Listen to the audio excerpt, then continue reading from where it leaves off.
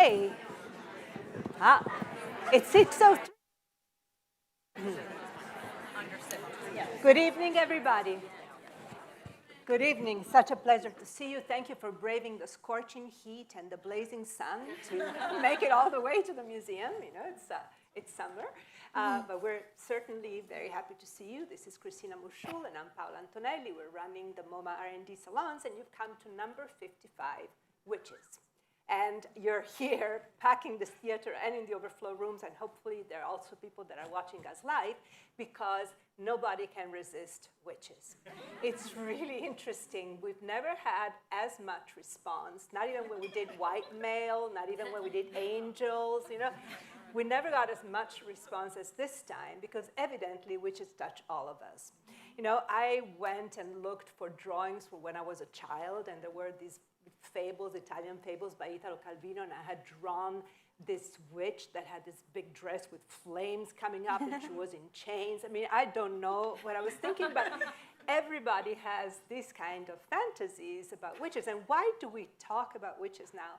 It's interesting because I also went back looking at our salons, and in 2017 circa, might remind you, there was another moment under somebody whose name starts with a T. We did a salon on angels. Clearly, we felt a need for a little bit of supernatural help.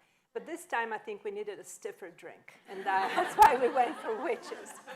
So witches definitely are what we need right now. And what is really interesting about witches is that they work for so many different purposes to help us in this particular predicament, because witches can be metaphors, they can be scapegoats, they can be signs of major shifts in power.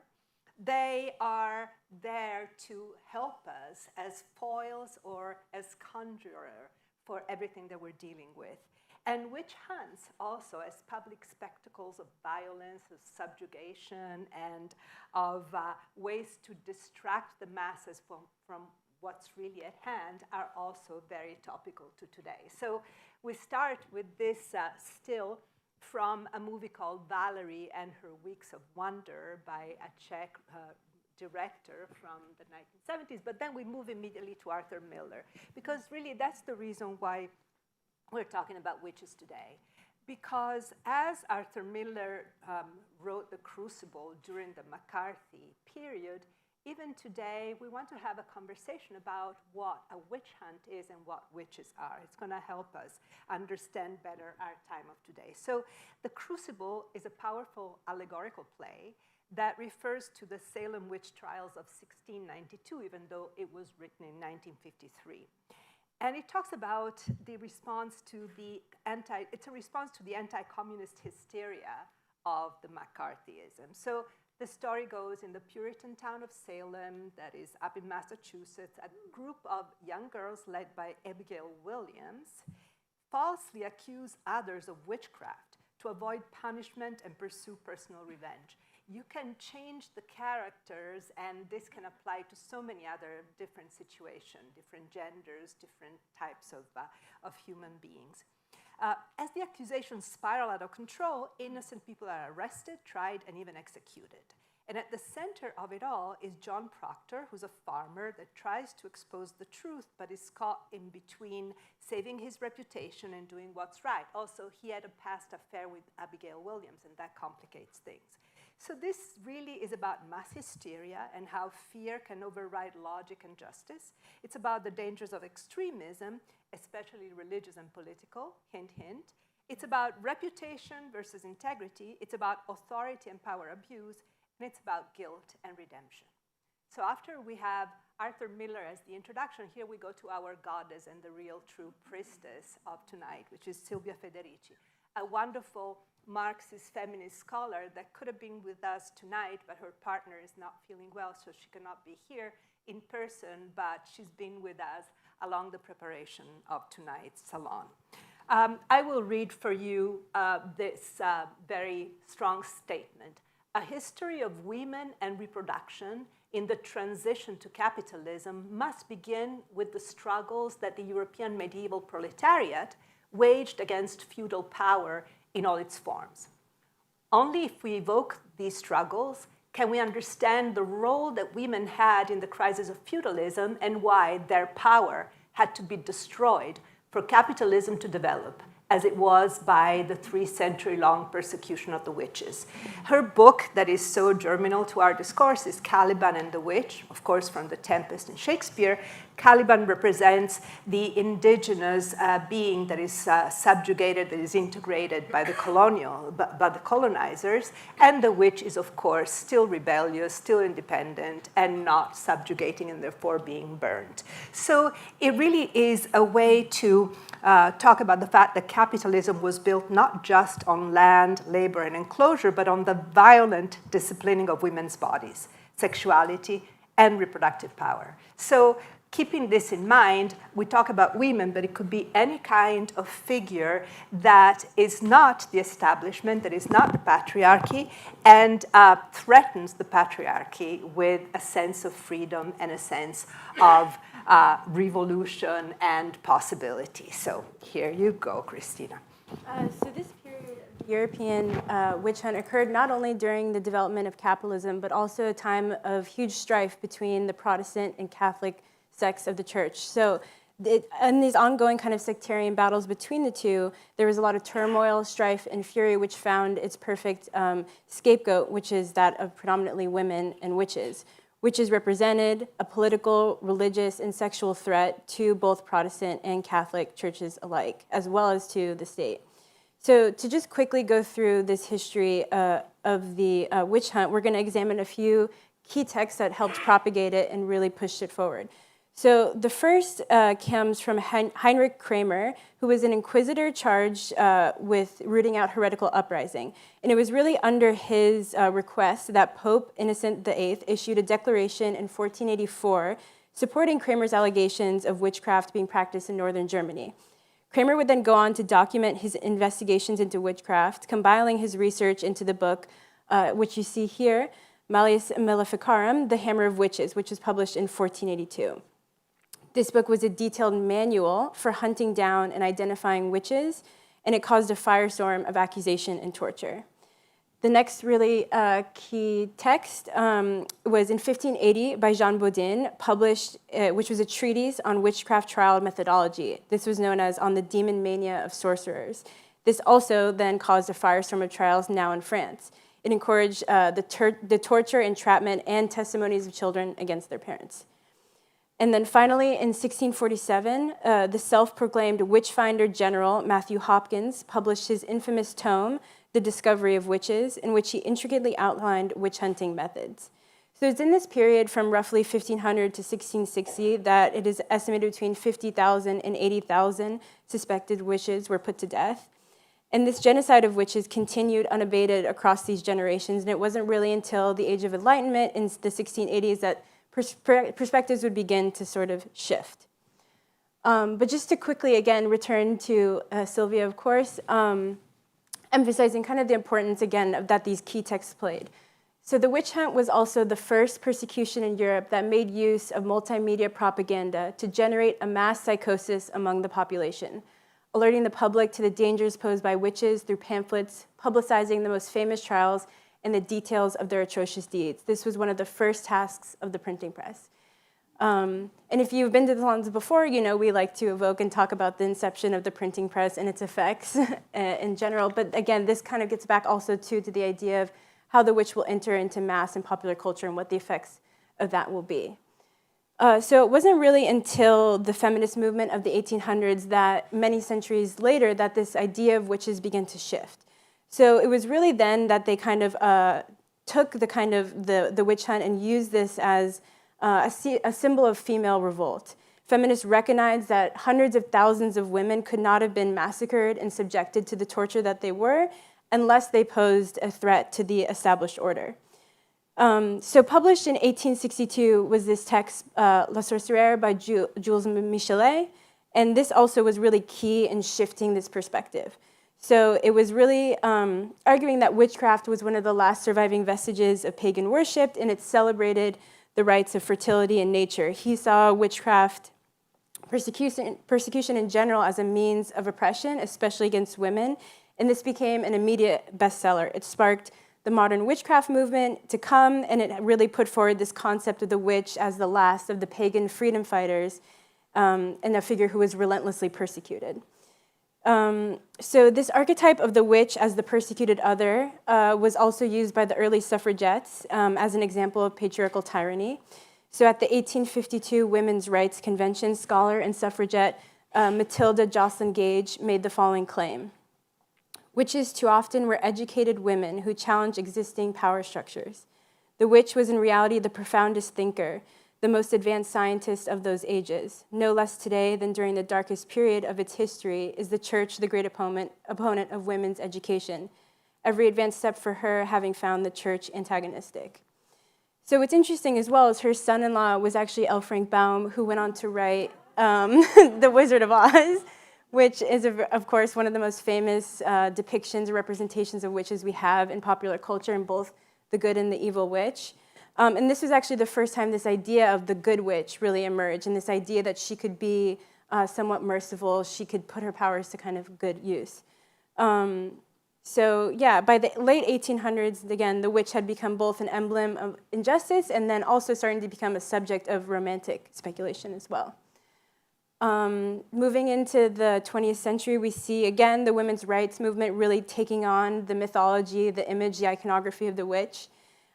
Specifically, this radical feminist group, which was known as WITCH Witch, stood for Women's International Terrorist Conspiracy from Hell.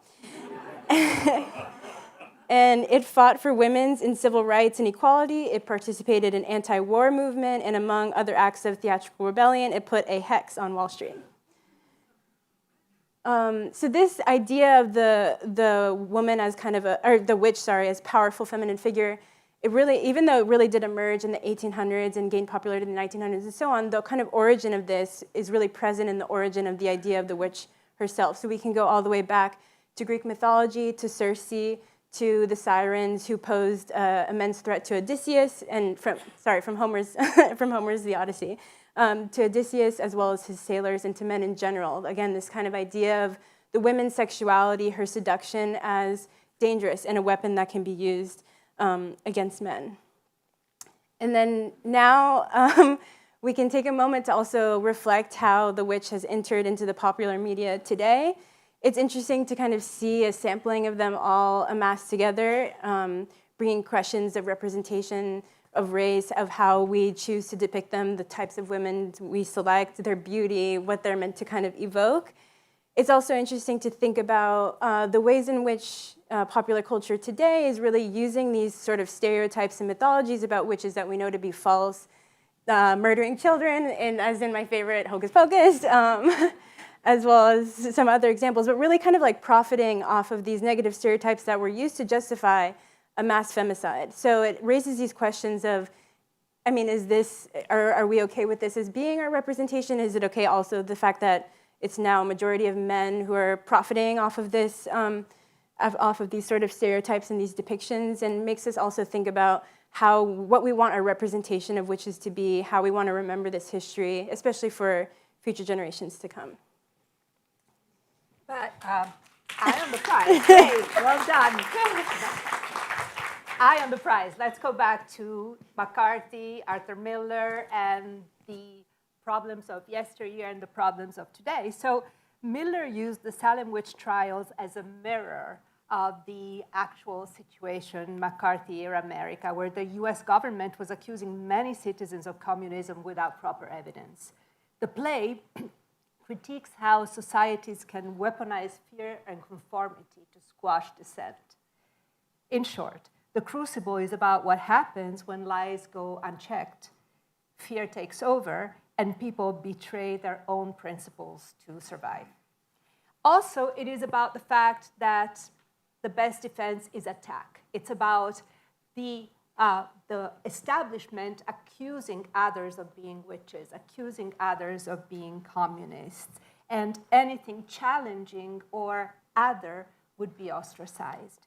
So if we move forward to 2019, this is one of the best examples, the Squad, of witchification of other.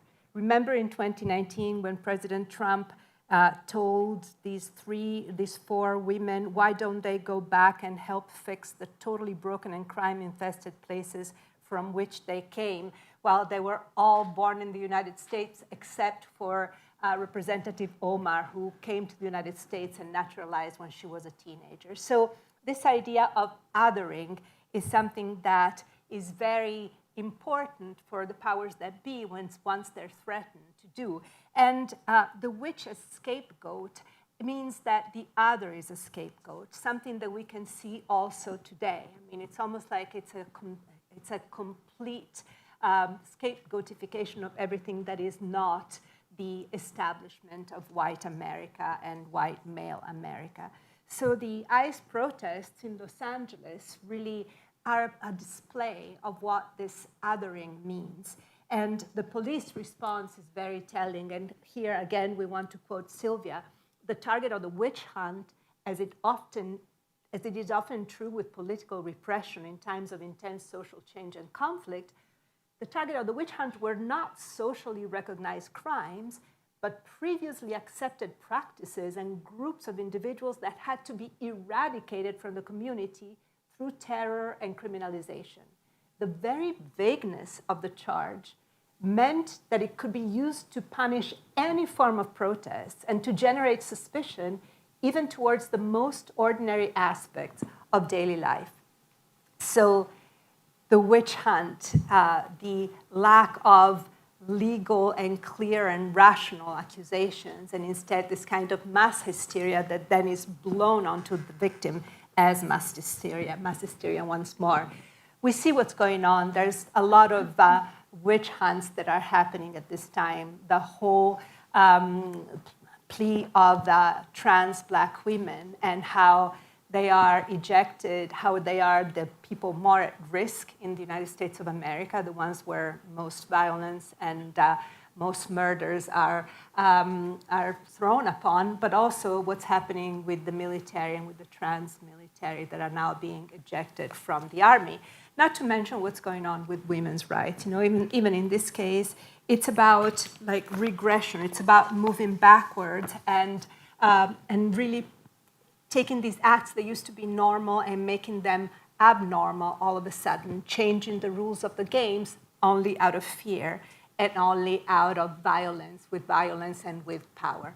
So Nixon, believe it or not, was the first politician to use the term witch hunt and made it, yeah, no, exactly. That's what's really interesting, right? This continues back and forth. Who's the victim? Who has the power? The moment that the people that are in the minority or that are not part of the establishment have some power and seem to take some ground, boom, they immediately get thrown back. So it really is interesting to see how this is happening very much also today. You know, this calls for a witch hunt we hear all the time. So it's an attempt to kind of confuse the situation and make it seem like the power had been grabbed illegally by one side when the other side is the one that truly is threatening it.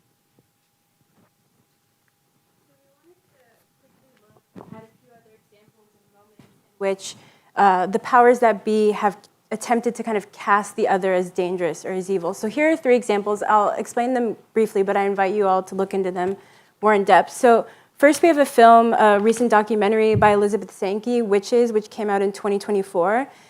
She was inspired to make this film following the birth of her first son, after which she was admitted to a psychiatric ward for postpartum depression and psychosis. And when she was going through that, she became really interested in the history of witches and the history of the witch hunt. And as she looked into it further and read actual records and testimonies from this time, she found that a lot of women were actually voluntarily confessing, and under moments when they actually weren't even under torture and when they knew that that confession would condemn them to death. And she became really interested in why would a woman voluntarily confess. And as she looked into it more, she found that in these confessions, there was also admissions of depression, admissions of attempts of suicide, which at that time was very much linked with the devil. And so in these testimonies, they also had confessed that the devil had come to them, that had told them to kill their children. And these were actually just, these are kind of things that emerge from postpartum depression and psychosis. Dr. Trudy Seven-Vitrane says that this often happens to this day, that the devil appears in cases of psychosis to women who see themselves as witches and hear these satanic voices telling them to do these terrible things. So through this film, she really cites the kind of history and that depiction of witches within this, what is essentially a mental health crisis, and the kind of labeling of that as witchcraft, one, for lack of better medical knowledge, but also, again, as a tool of oppression of this group. Then in the text Invention of Hysteria by Georges Didi Huberman, he talks about how photography, particularly employed at the, my French pronunciation is bad, Salpêtrière Hospital in Paris, played a key role in shaping the understanding of hysteria in the 19th century. So it highlights how it was essentially invented as a specific visual form for the condition through this staged and documented performances, which were enacted by his patients who were women. So again, it's this idea that the bodies of these hysterical women, they're put on show, and they become the sort of equipment of experimentation and also its object and its device. So in this text, he talks about how hysteria, that it was an anxious, misogynistic concoction, how it construed the female subject as a fundamentally pathological subject. It did violence to subjects that it created, objectified, and spectacularized, and then led also to the discipline of psychoanalysis and so on. And then finally, with the text by Aisha M. Belicio de Jesus, Excited Delirium, so she examines the use of this term, which emerged in 1980 from a man named Charles Welty. He was a Miami-based medical examiner and a self-proclaimed cult expert of Afro-Caribbean religions. So this, it's called excited delirium syndrome, and it has since been used by medical examiners when assigning cause of death to the unexpected, when assigning to the unexpected deaths of mostly Black and Latin men killed during police interrogations or interactions. So De Jesus found that the excited delirium syndrome was this controversial diagnosis for people who are said to have exhibited superhuman strength, who are considered impervious to pain, are said to have become aggressive, excited, sweaty, and agitated, who then suddenly, quote, up and died, as police officers have been known to say. So this fake syndrome produced a circular industry of expertise, created this lucrative arrangement wherein police, paramedics, medical examiners, lawyers, and researchers not only hid the deaths of Black and brown people at the hands of police, but also became experts who are paid to medicalize this violence. So yet again, we see another medical invention to justify the oppression of a particular group, and also it's interesting that it's really tied to these Afro-Cuban religions, spiritual practices as well. So unfortunately, witch hunts are not just the matter of history. Many regions are still kind of struggling with these issues. So in India, they are still attempting to eradicate the age-old scourge of witch hunting, despite many laws and initiatives that have been passed. So for centuries there, the branding of witches was driven largely by superstition, but also to blame misfortune whose cause they did not understand. So witchcraft accusations today are primarily considered to be a tool of oppression of women, and their motives can be from anything to grab land, to ostracize a woman, to settle a score, to justify violence. In one example, a young woman was attacked after she refused a sexual advance of a prominent man in the village. He, his brother, his wife, and his daughter then declared her a witch, lured her into their home, and attacked her. This also takes place in Ghana, where they have actual witch villages. So women who show, for example, signs of dementia, mental health issues, or even menopausal symptoms are declared witches and pushed out of their community to these witch villages. These photos were taken in 2020 and show a few various cases. So for example, one woman who had become sort of bad-tempered, and that was the reason her family had sent her away. Another woman who was sent there because someone else had a dream that she had poisoned someone. And then finally, just from suffering of migraine. So there was recently, in 2023, there was actually a murder of a 90-year-old woman, and that prompted the Parliament of Ghana to pass a bill to make it a crime to accuse someone of being a witch. But what's important to note is also in Ghana, there's traditional beliefs and practices that revolve around this intimate connection between, and their interaction between the invisible and spiritual world of the ancestors, local deities, in the material world of the living. So European colonizers actually used this and took the term witchcraft and applied it to them to describe, again, these African religions and beliefs that they encountered, which yet again, of course, was a tool of oppression. And we'll go back to Federici to kind of understand this. So she says, witch hunting did not disappear from the repertoire of the bourgeoisie with the abolition of slavery. On the contrary, the global expansion of capitalism through colonialization and Christianization ensured that this persecution would be planted in the body of colonized societies and in time would be carried out by the subjugated communities in their own name and against their own members. So an example of that here in the Americas is the term voodoo. So the scholar Yvonne Chirot has this wonderful book, Black Magic, where she really goes into this history. But voodoo actually has emerged as a trope, and the first use of the word came out during the time of the Haitian Revolution. So it was a way to describe something scary, these African religions that belonged to this group of people, the rebels who are now threatening to the established order. So at that time, it became advantageous to then ascribe this scary term to their way of being. But scholars actually don't use the term. Instead, they use the term hoodoo, which is a word that came about in the 19th century to describe this sort of uncanniness and strangeness with respect to spirituality. And it's used to talk today about African-American magic and spiritualism. So in her text, she also talks about the sort of distinction between ideas of magic and ideas of religion. So she defines magic as the beliefs and actions by which humans interact with an invisible reality, whereas religion is a viable system of ideas by which humans mediate the sacred realm. So she argues that in some African-American spiritual traditions, ideas about magic and religion can start to enclose identical experiences. So just as Christianity may presumes a certain acceptance of supernaturalism as a religion that calls upon God, Jesus, and the Holy Ghost to directly intervene in someone's life, individuals may utilize the rhetoric of miracles and otherwise to kind of characterize this spiritual efficacy, and they may adopt a lexicon associated with magic. So really what she argues that instead of thinking of magic as the antithesis of religion, it seems that they often are kind of its own mirror image. And when seen from different perspectives, these divisions break down and reveal the sort of arbitrary nature of these categories and how they're often deployed at moments that they serve, again, the oppressor, the powers that be. So she says, stated simply, magic is the religion of the other. Thank you. No matter what, the religion of the other is very often focused on the figure of feminine power.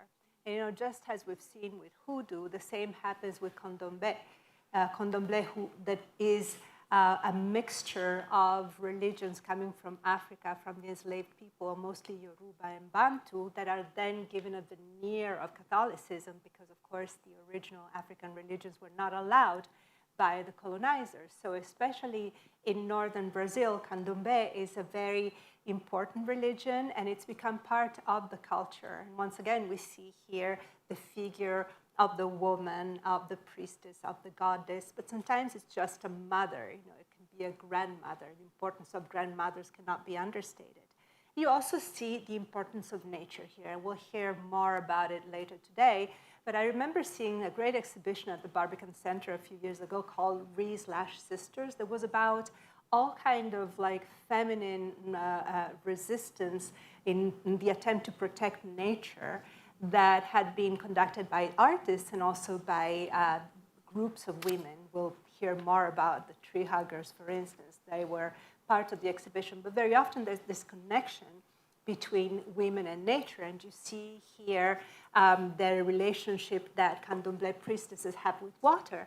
Sea and oceans are, of course, as present in many of these religions and many of these practices as forests. And I wanted to show you here two examples that are very far apart.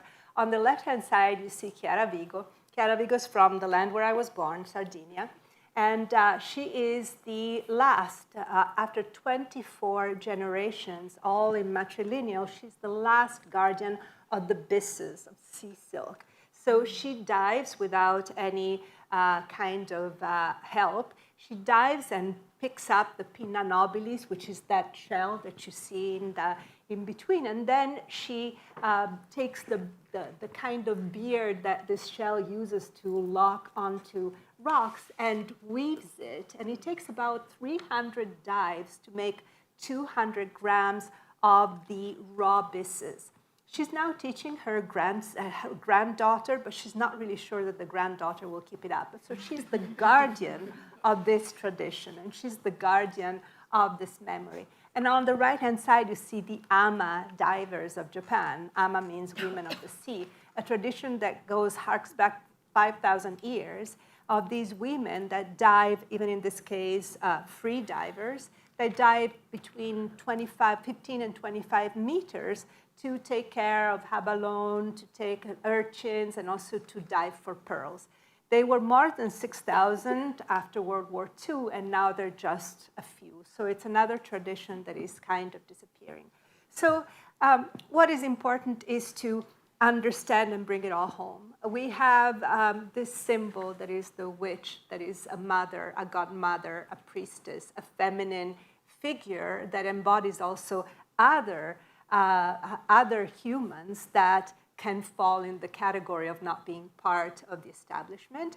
A figure that has been persecuted in history recently has become a symbol of power and of hope for females and feminine beings everywhere, but at the same time that has threatened the patriarchy even more. So you can make your own metaphors and you can connect, but the important thing is to remember that it's a figure that has a lot of power in our imaginary and the imaginary of artists. And we're closing here with this work by Louise Bourgeois in collaboration with Peter Zumthor. Go figure, I don't know how many of you knew it, but there was this memorial to the victims of the witch hunt in Norway that is all the way on the Northern Sea in Norway. The Zumthor part is that long, very elegant corridor with like windows, and on each window there's a little plaque about somebody. And instead, Louise Bourgeois had this cauldron in concrete with mirrors and smoke and called it the damned, the possessed, the beloved. So the damned, the possessed, the beloved is what Christine and I want to leave you with. But tonight, there's much more going on. We're going to have great speakers. We're going to have Pam Grossman, Sylvia Levin, Natasha Leonard, and Saya Woodfalk. And we're going to also have videos from these people, Robert Eggers, Marceline Faya. You'll hear them all. And we're going to start with Robert Eggers, who's the director of the movie The Witch.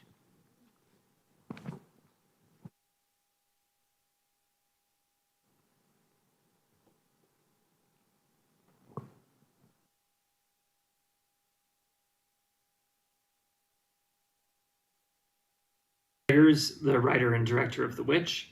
I'm from New England. I grew up there. New England's past was always very much part of my childhood consciousness, and I went to Salem a lot, was interested in the Salem witch trials. We learned about it at school, and as a younger kid, I was always kind of disappointed that the witches weren't real, as strange as that sounds. But when I was endeavoring to make this movie, this Puritan's nightmare, I discovered in my research that in the early modern period, the real witch and the fairy tale witch were the same thing.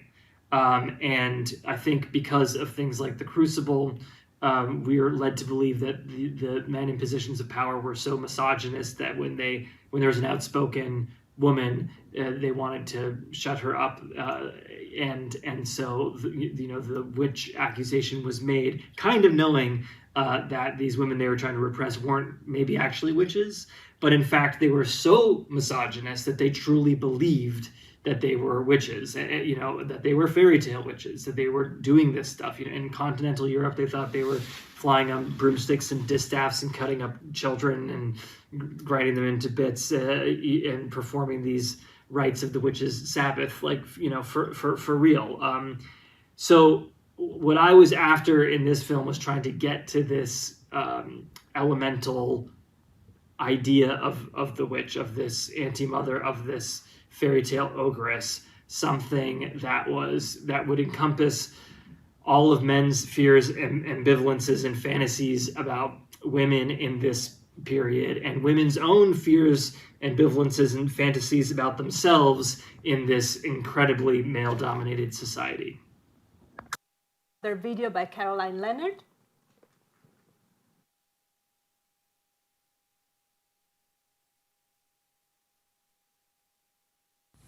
The witches of Old Norse myth are mysterious figures.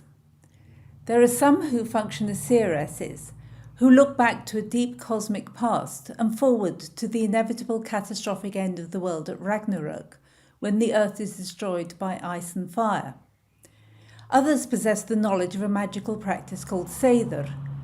Now, details of this ritual behaviour are scarce, but seidr, as practiced by both gods and humans, seems to involve cross-dressing, wearing a ritual mask and beating on a drum. This enables the spirit to leave the body to discover what's happening elsewhere in the world and in other spiritual dimensions. One important divine practitioner is repeatedly burned alive by the gods, and yet each time she's resurrected. All this is a far cry from the kinds of witchcrafts we find in the Old Norse sagas. There, both men and women are involved in conjuring up deadly storms and stealing neighbour sheep, while the women seduce young men. They effect temporary illusions to hide their lovers from those who pursue them, or they persecute their enemies by sending them terrible nightmares. All this is the usual petty and end-directed magic that we find in witchcraft traditions elsewhere in Europe. But the mythical witches have a deeper wisdom. They have access to different dimensions of time and space, and life and death. They cannot be threatened or bullied, nor can they be bought off. They know what they know. They cannot change the past, nor will they change the future. These witch figures of Old Norse myth, I suggest, reflect the kinds of larger existential questions that modern alternative religious practice also seeks to address. Let's now greet Pam Grossman.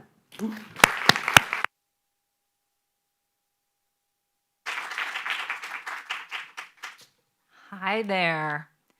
First of all, you all look so fabulous. Witches bring out the best fashion, let's be real. So thank you so much to MoMA for having me, and especially to Paola and Christina for inviting me here.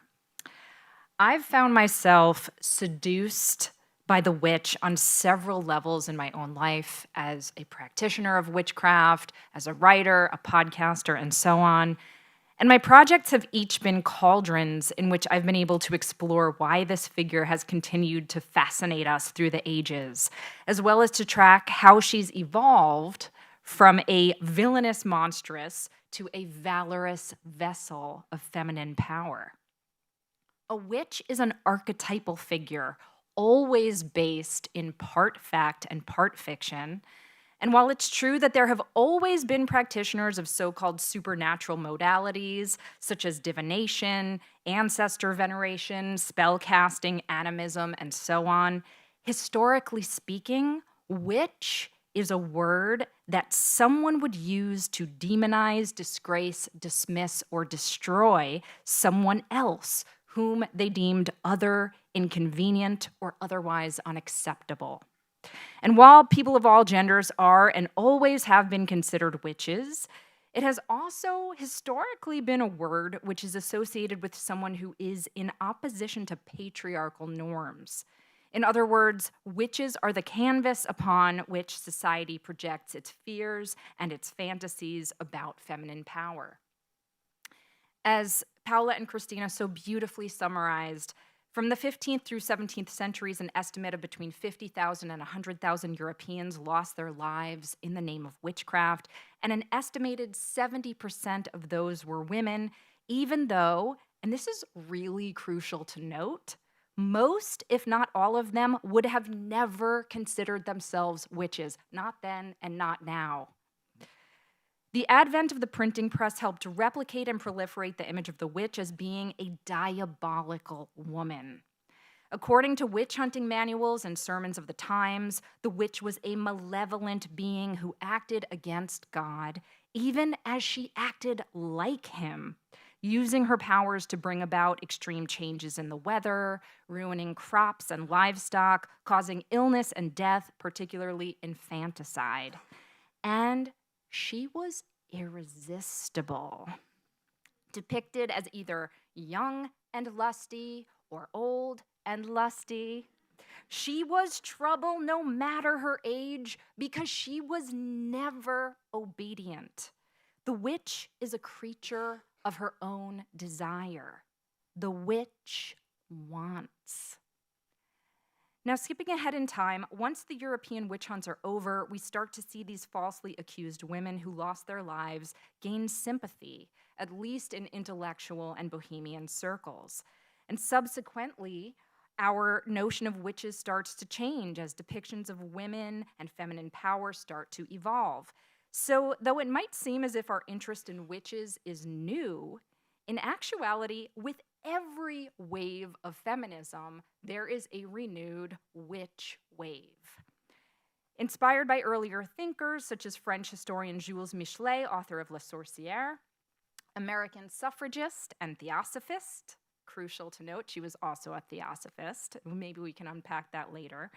Matilda Jocelyn Gage reimagined the witch hunts as a Christian patriarchal campaign to kill those she deemed, quote, the most profoundly scientific persons of the age. And though her writing is very historically inaccurate and full of her own romantic projected fantasies, her thinking, yes, was largely responsible for the popularity of the Good Witch character. Her son-in-law was indeed L. Frank Baum, also a theosophist, and he was hugely inspired by her notion of witches as being brilliant female visionaries. He also was a big supporter of the suffrage movement. And his character, Glinda, is said to be inspired by his mother-in-law, and Oz overall is a matriarchy led by both bad and good witches. The good witch character, or at least the aspirational sympathetic witch, went on to crop up in early feminist texts from Lolly Willow's, one of my favorites, read it if you haven't, A Room of One's Own, and then other images in children's literature. Suddenly, the witch was reframed as a protagonist, a misunderstood, transgressive feminine figure in possession of great transformational power who just wants to be free. She is therefore a heroine to those who also desire self-determination, and of course, a threat to those who continue to try and deny her. We see the witch as protagonist play out in the Surrealist movement as a figure called La Femme Sorcière, captured the imaginations of artists like Leonore Feeney, Max Ernst, and Kurt Seligman. However, another movement had an outsized influence on second-wave feminism and witch depictions, and this is the rise of Wicca, a new religion that purported to revive an old witch cult and which exploded onto the scene in England in the 1950s. Wicca centered nature worship, spell casting, sexual liberation, and equality between the sexes. They were having a lot of fun. They had high priestesses alongside high priests, and they elevated the goddess to have equal footing with the horned god. When Wicca was exported to North America, it influenced artists such as Remedios Varo and her dear friend Leonora Carrington in Mexico City. And with their friend, the photographer Cati Horna, they earned the moniker Las Tres Brujas for their interest in magic, alchemy, and metaphysics. And this is supposed to be the three of them in Leonora's painting. These artists saw their work as not just a depiction of witchcraft, but as an extension of their own creative magic. The witches they depicted were themselves artists as conjurers. Second-wave feminism brought about TV shows such as Bewitched, a spate of books about feminist politics and goddess-centric spirituality, and a lot of witchy women in rock. The feminist activist group Witch would dress up as witches and enact public tongue-in-cheek rituals, yes, such as hexing the New York Stock Exchange or letting mice loose during a wedding expo in Madison Square Garden. But whether inspiring or ironic, the second wave feminist witch helped to conjure a world that was a bit more equal. And the way I see it, artists such as Judy Chicago, Betty Saar, Anna Mendieta, and Marina Abramovich, just to name a few, can all be viewed through this feminist art sorceress lens. The third wave of feminism in the 1990s was sparked by public conversations about sexuality, sexual harassment, and sex positivity. And so the witches I was raised on, PJ Harvey, Bjork, Tori Amos, yes, were unapologetically strong and sexy, and they took matters into their own hands whenever they were crossed. Today, deep ecological concerns and the corruption of capitalist patriarchal institutions in all sectors of life are driving people to seek alternative power structures and other ways of being, and to take part in widespread digital covens. Contemporary witches now use everything from TikTok to fashion to art to manifest a better, more bewitching world. Today's art witches are casting visual spells to conjure a world that celebrates diversity and resists authoritarianism, a world that recalls a time when nature was considered sacred and that honors the earth and one's sovereignty over their body. A world where queer, Black, and brown bodies are celebrated by all.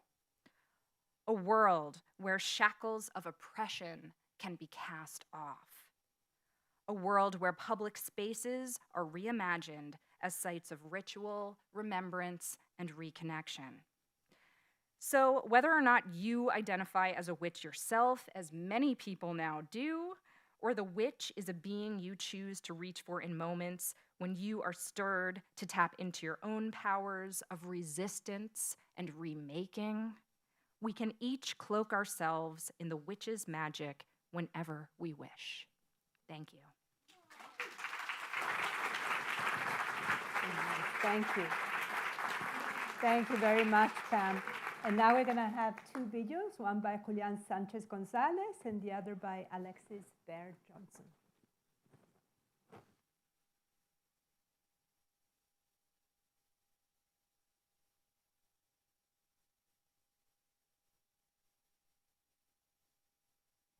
Hi, everyone. I want to take you back to 1975, when an unprecedented event took place in Bogotá, Colombia, the Primer Congreso Mundial de Brujería, or, as it was originally translated, the First World Congress of Sorcery.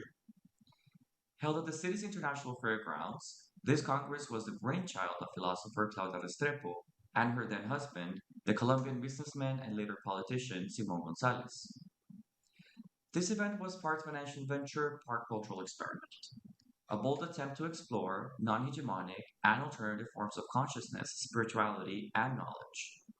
It brought together participants from across Europe, North and South America, and the Caribbean, making it a genuinely international moment which gained attention from media outlets around the world. Among the star speakers were Brazilian writer Clarice Lispector, Israeli-British psychic Uri Geller, and now physician of celebrities Andrew Weil. Over the course of 4 days, more than 3,000 people gathered for the Congress.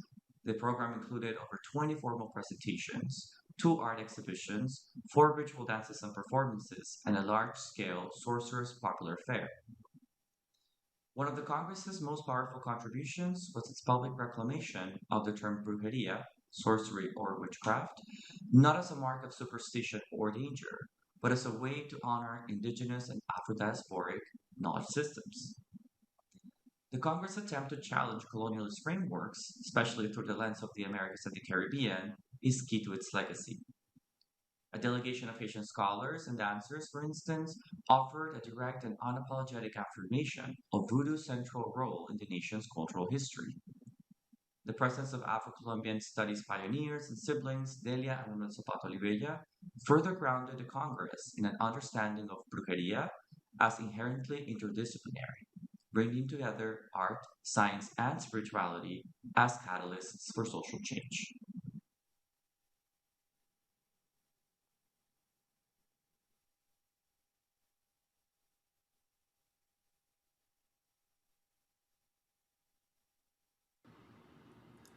Sci-Fi Magic Queer LA, Sexual Science and the Imagination, both the book and the exhibition, looked at early queer history, the formation of it in Los Angeles in particular, and how involved science fiction or science fiction fans and those interested in the occult were to that early history. What we discovered here at the largest queer archive was how much really science fiction-y material we had in the archive, and that started us on this quest and question to see how they were involved or intertwined with one another. What we discovered was that places like LASFS, the Los Angeles Science Fantasy Society, served as a kind of quasi under-the-radar hub for queer individuals finding each other. People like Jim Kepner, the founder of our archive, found people like Lisa Ben, which was an anagram for lesbian. Earlier, during that period, she was going by Tigrina the Devil Doll. She was looking, even before she moved to LA, to escape her Christian conservative upbringing and interested in, as she wrote into the magazine, witchcraft, dark magic, and the occult arts. People like Jack Parsons and Forrest Ackerman and many others were also part of this LASFF scene. And so half of the exhibition and book kind of look at that history and how those individuals formed and learned how to publish magazines and form communities and imagine different ways of being, which really influenced and informed what they brought to kind of early queer organizing. People like Lisa Ben later on published the first ever lesbian zine called Vice Versa. We also have people in the exhibition like Cameron, married to Jack Parsons, the rocket scientist, who blows himself up in an explosion in his garage.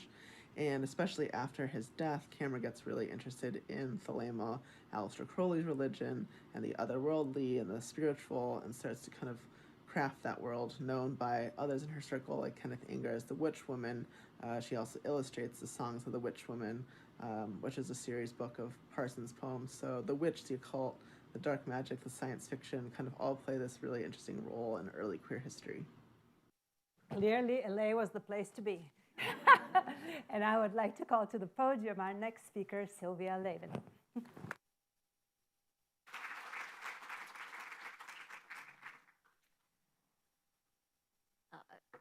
Speaking of LA, thank you, Paula, and especially Christina. I think you bewitched Paula into asking me to be here tonight. But I'm very happy to learn from everybody because I'm new to witchcraft and witchery. Speaking to Time magazine in 1949, and having just completed his famous and ultra-modern Kaufman House, Richard Neutra said to the interviewer, "A person drives home from a modern office building in a brand new Studebaker and pulls into a fairy tale hut of the witch in the woods where the babes got lost. Is there nothing wrong with this architectural schizophrenia?" So I was very struck by how in Neutra's telling, one person's fairy tale house is another person's nightmare suburb. And I became extremely interested in the role that witches play in this oscillation between good and bad. And whether or not there is in fact such a dichotomy, thinking about where witches live might be a way to begin to focus on this capacity of the witch to flicker like electricity between poles. And it might be more interesting to think about how we invent the poles than which side is good or bad. So Neutra's architectural critique, if we can elevate it to such a status, mobilized obviously a long-standing topos associating witches not only with haunted houses and cauldrons and so forth, but specifically with forests. Since the Middle Ages, as you've seen, lurking in many of the images that you've seen so far, witches were thought to live in the forest, and they were associated with foresty elements. They were burned at the stake. They rode around on witches' brooms that were made out of tree material. Forests were also believed, and still are wisely, understood to be producers of weather systems, and witches were thought to be weather conjurers as well. And in part, because of all of these things, witches were thought to live in the forest because the forest became the home, if you will, of all things that were misunderstood. Things that were dark, things that were foreboding, things that were poisonous. As the late Middle Ages sort of unfolded, if you will, I don't want to be overly teleological here, but the forest became the home of an increasingly large cast of characters. Started with the witch, then it became resistors to all kinds of political developments, revolutionaries, and so forth, and finally new weather systems as well. And ultimately, as the state developed in its power, one of its targets was, of course, the forest. And it began to bring witches and all of the other scary things out of the forest. This image strikes me in particular because somehow she is unable to get rid of the forest even as she is brought out into the light. So she's decorated a little bit with forest, and the forest turns into a weather anomaly over her head. We might even be able to say that the Enlightenment was made out of and against the forest in the guise of the witch. If we track the forest then as the home of the witch, we can see by the 18th century, the forest was cleaned up and cleaned out of anything scary that might belong in it, eventually so cleaned up that the women who lived in the forest became what we might call good witches.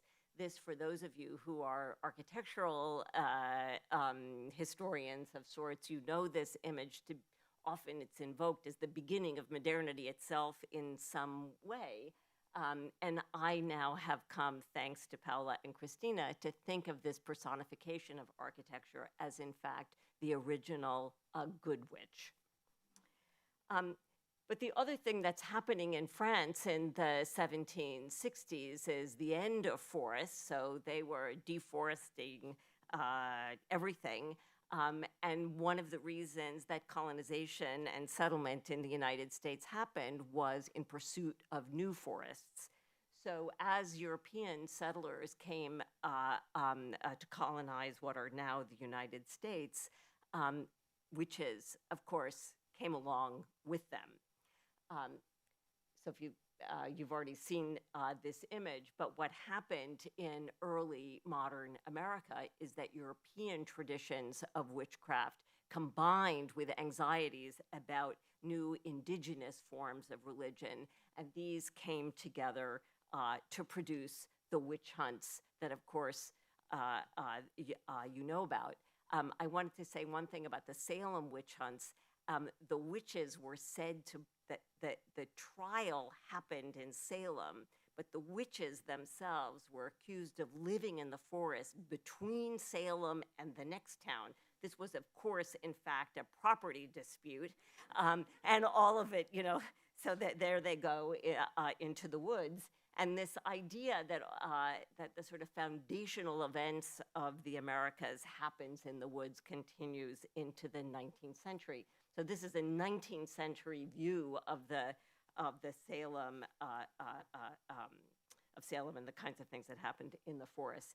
But by the 19th century, of course, forests were now also beginning to disappear in the United States. So if you look at this small town, part of the logging industry in Wisconsin, if you look between 1871 and 1881 around the edges of the town, it went from, let's say, full forest, full potential for witchery, to very little forest. And in fact, one of the things that happened famously in 1871 was the worst forest fire, still the most lethal forest fire in US history. Several thousand people died. The term wildfire is first used here. The forest was said to have been deranged, And when you look in the upper back part of this image, you still see a kind of witch house with birds flying. It's a kind of grim fairy tale story there. The fact of the matter is, however, that in the same year, 1871, fires were happening not just in the forests in Wisconsin, but in Chicago, in Paris, in Algeria. This was the first year of global forest fire, for which, of course, you needed a new explanation. And here she appears again, the trope of the woman who lives in a kind of wooden hut, who is associated with the animal, with political resistance, and so forth. The invention of this kind of witch in the 1870s is interesting because, in fact, they knew perfectly well why the forests were burning. They knew perfectly well that it had nothing to do with witches setting fires. They knew it was deforestation and the production of new forms of weather, which, of course, they also demonized by calling them witch storms, also an invention of 1871. So, as we've already learned from all of my brilliant colleagues here, these tropes both persist and transform. And I would say it takes another 100 years or so for the problems of living in the forest to return to witches as explanatory mechanisms.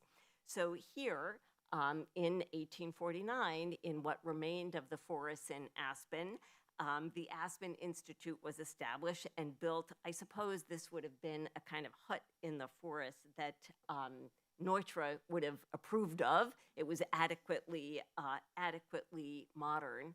But between 1949, they did these design conferences. This is very famous for those of you who are design historians.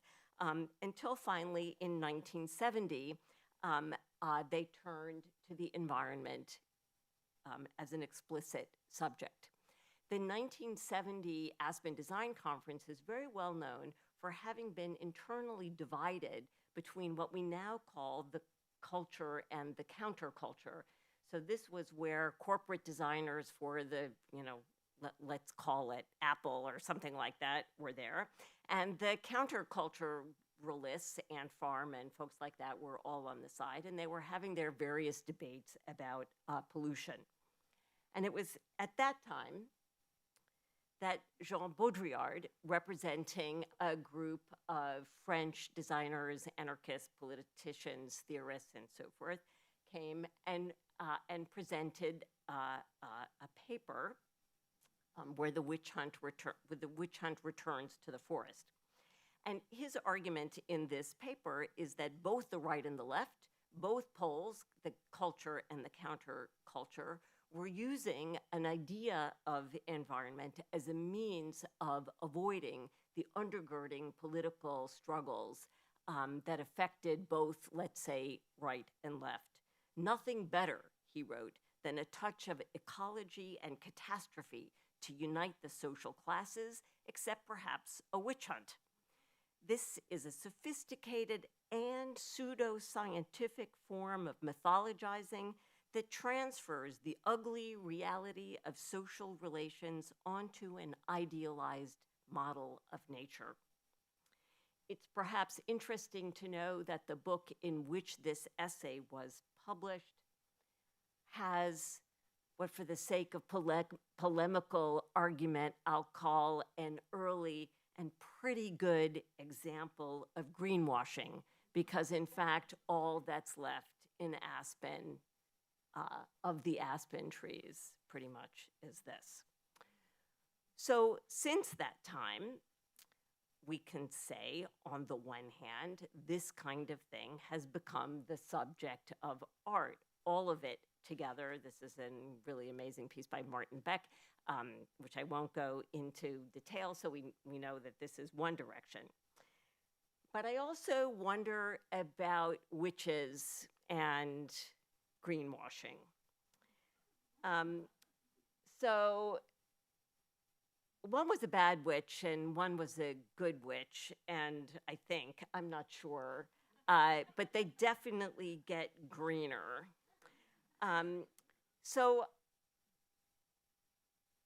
there's a lot of witches in the forest these days. The green witch, they're back, and they do a lot with herbs. And they are, very importantly, the site of resistance against big pharma, the insurance industry, and the impoverishment of the health industry.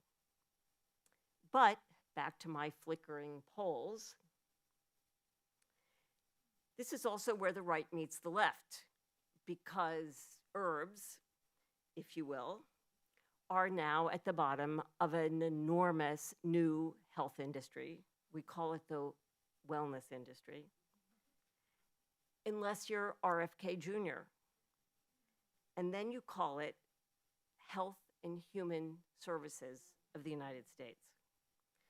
So the wellness industry is closer and closer to big pharma, and it is certainly closer to power than I ever thought it could be. So I end by asking about our current schizophrenia. I'm not sure where green witches live, but maybe it's in the forest. Thank you. Thank you. Thank you, Sylvia. And now we have two videos by Kevin Driscoll and Simone Natale.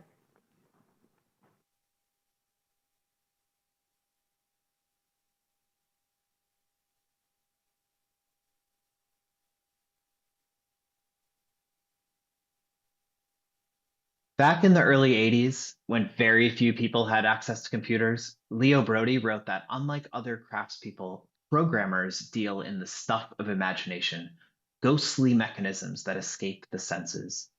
And Brody was not alone in thinking that code evoked a feeling of magic use. After all, computers were supposed to be simulation engines, mirror worlds in which we experiment and play. As a high school teacher, I came across this textbook from 1984 by two MIT professors, Hal Abelson and Gerald Sussman. They argued that what they were teaching was closer to sorcery than engineering. In effect, they wrote, "We will conjure the spirits of the computers with our spells." Spells, in this context, are computer programs, expressions of human thought and intention communicated through arcane languages in a setting charged with chaos and complexity. The computer is a machine that turns language into action. Beneath the stuff we can see and hear and touch is an infrastructure of electrical pulses, charged crystals, and radio waves. Our running code is an incantation with material consequence. We can't follow its ghostly mechanisms, but clearly we can see its effects. The photo is deleted, the transaction approved, the email is sent. Now, Abelson and Sussman believed that learning to program was less dangerous than sorcery because the spirits were contained. But today, the spirits of our computers are seldom contained, rarely disconnected from the global circuits of power and exploitation. Yet, the potential remains for a re-enchantment of codecraft, should the witches of tomorrow see fit to do so. Go, Kevin.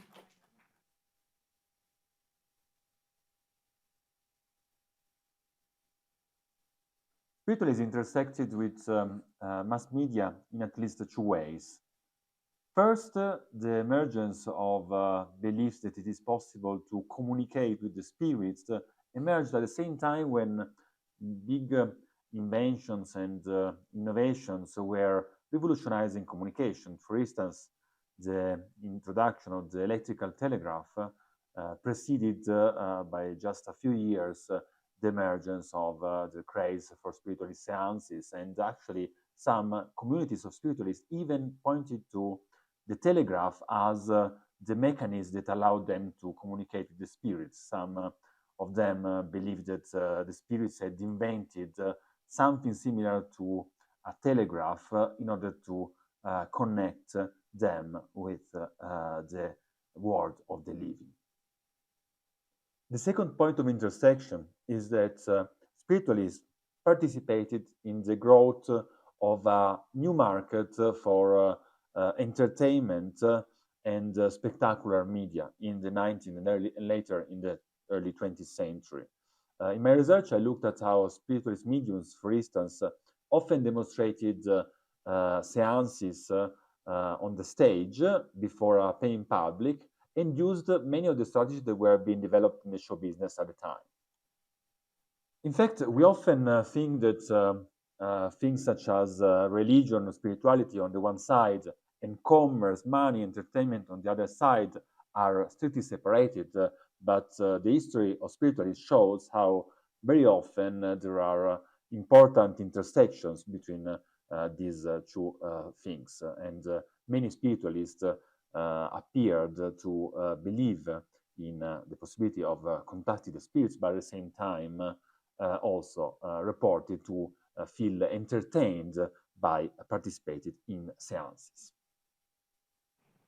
And our next speaker is Saya Wolfolk.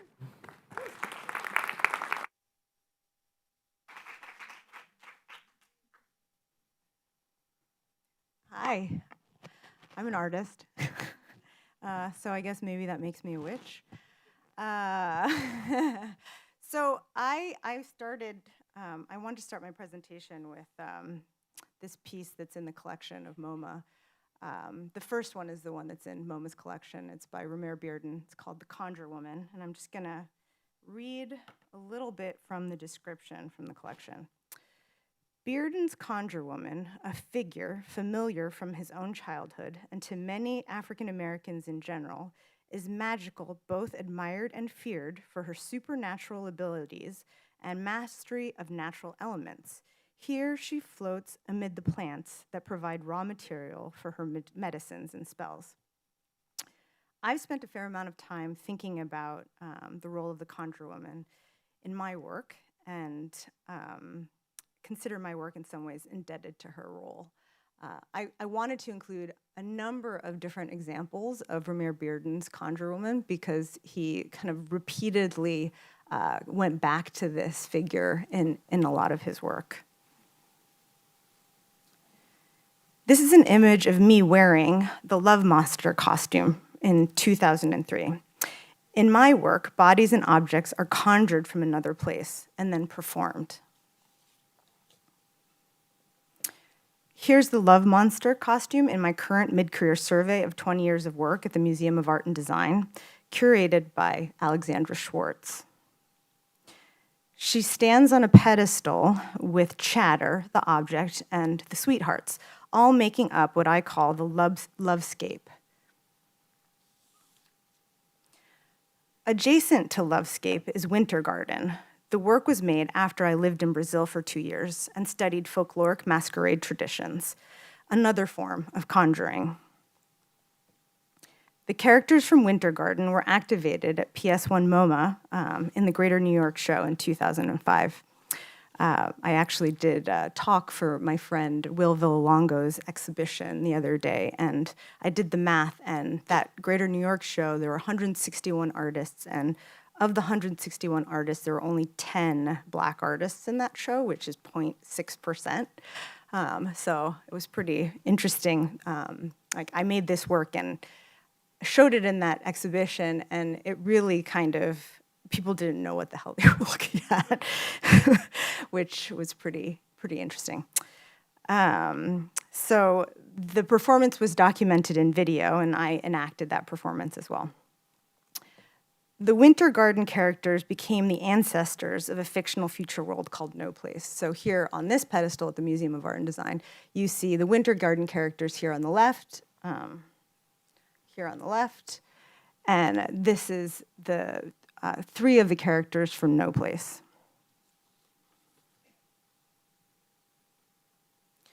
The people of No Place are part plant and part human, change gender and color, and can use our refuse as usable technology, and they turn into the landscape when they die. Anthropologist and filmmaker Rachel Lears and I would invite people from our community to my studio and have them tell us about their ideas of utopia. We then documented that world in sets and stages like this, as well as in a 30-minute fictional ethnographic film. Oops. From no place emerged the empathics. The empathics are people in the present who believe no place is a utopia worth inhabiting. So this is the first installation of the empathics here. In my show, there are live-action videos of empathic culture, as well as costumes, props, and objects. I really try to kind of make the world present in the spaces that I show my work. Here are two other installations in the exhibition, Blossoming on the left and Chimera on the right. The story world of the empathics, in the story world of the empathics and their Institute of Empathy, the empathics enact what they call utopia conjuring therapy as a part of their culture. If you go to the show, you can see utopia conjuring therapy in action in this live action video. The empathics also make works on paper and sell them to perpetuate the research of their institute. The story of No Place in the Empathics continues with a corporation called Chimatech. Here are some of their life products, as well as a live-action film that shows you how to wipe your identity clean with the help of a virtual DJ. So you can then access a virtual world called the Chima Cloud. What I love about this floor in the exhibition, because it's a two-floor exhibition, first we were on the 4th floor and this is on the 5th floor, is that you really can't understand it from the images at all. It's a very immersive experience, which also includes sound and live activation by Alvin Ailey school dancers. Although the next two works are not in the exhibition, they're works on paper that help inform the immersive logic of the last works I'll show you. This piece, called Birthing a New Sky, was made for the Newark Museum of Art in response to their Hudson River School gallery. And when I was doing research to make this work on paper, I learned that George Washington was a landscape collector, a cartographer, and a land speculator. And so his collections of landscape paintings basically became land speculations, or speculative fictions, as I like to think of them, that we then kind of built or live in now, right? So my project for the Newark Museum started with this intervention into the landscape gallery, where I tried to create an alternative landscape. Both of the works on paper I'm showing you are representations of a kind of conjure woman. I call her the woods woman. So now I have something that I've been developing called the Woods Woman Method, as well as a curriculum that can be used by universities and also school groups to activate my installations.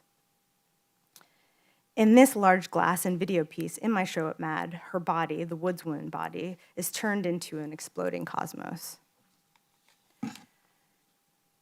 The works on paper I develop around the Woods Women help flesh out how the immersive experiences will take shape. They're then enacted by dancers in various ways. So I really think of these spaces as spaces for things to happen, for people to live, for people to be. And I try to create immersive logics that facilitate that. So the elements from the works on paper are scanned into the computer and turned into wallpaper, video animations, and also sculpture, including this interactive medicinal plant pool. And going back to the MoMA entry on Bearden, Bearden's collage technique, for which he is best known, was especially suited to capture this figure, this conjure woman. His masterful combination of disparate images draw from a variety of sources to create a new being, mimics the transitional role of one who operated between worldly and spiritual planes.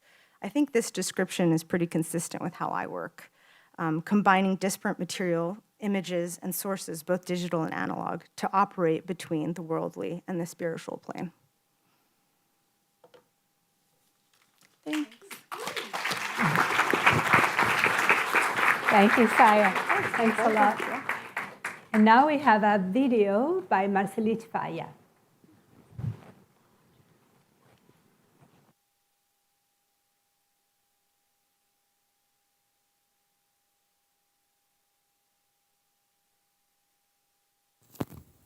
Most Black witches in the U.S. practice hoodoo, a tradition profoundly about healing and justice, as it is a spiritual system that was created to meet the needs of people suffering the violence of enslavement and its afterlife.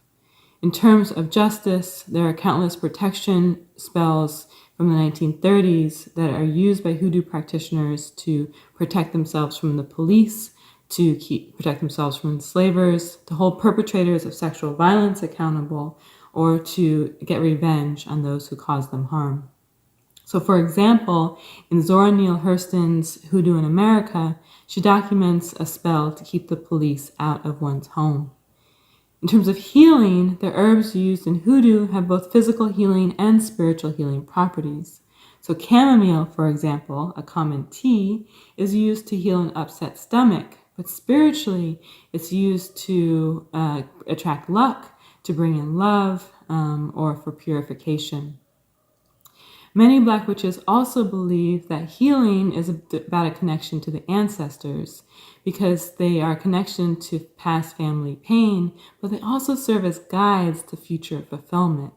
So for example, I spoke with Black witch and personal transformation coach Alexis Douglas, who shared a story about a client who wanted to connect to her deceased mother, who was a sex worker and had experienced violence. Alexis shared, quote, because she did sex work on a colonized island, her baby, Alexis's client, said she can't connect. She can't soften to her man who loves her, and she grew defensive like she had to be an independent woman. So I worked with this client to elevate that ancestor. It's through ancestral healing, then, that hoodoo becomes a spiritual resource to heal Black witches and also to heal future generations. Our next speaker is Natasha Leonard.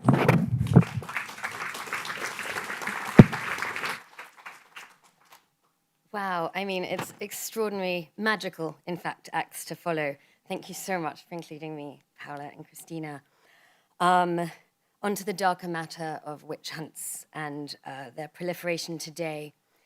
So on International Women's Day in 2022, Scotland's First Minister, Nicola Sturgeon, issued a formal apology in the Scottish Parliament to all those who were accused, convicted, vilified, or executed under the Witchcraft Act of 1563. This was one of a series of gestures in the last 10 to 20 years in response to feminist campaigns to ostensibly offer an historic reckoning. I quote Sturgeon, "At a time when women were not even allowed to speak as witnesses in the courtroom, they were accused and killed because they were poor, different, vulnerable, or in many cases, just because they were women," Sturgeon said. She continued, "It was an injustice on a colossal scale, driven, at least in part, by misogyny in its most literal sense, hatred of women." Sturgeon's comments, while well-meaning, they miss something. They miss something crucial about the logic and structure of witch hunts. A prosecution for witchcraft in the early modern trials was not a punishment for being a woman. Rather, it was a persecution for appearing to fall outside the sanctioned boundaries of proper womanhood.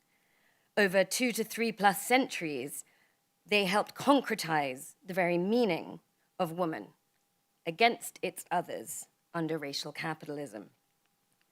We might think of the evidence put forward, physical features deemed unnatural, moles, excessive hair, allegations of third nipples.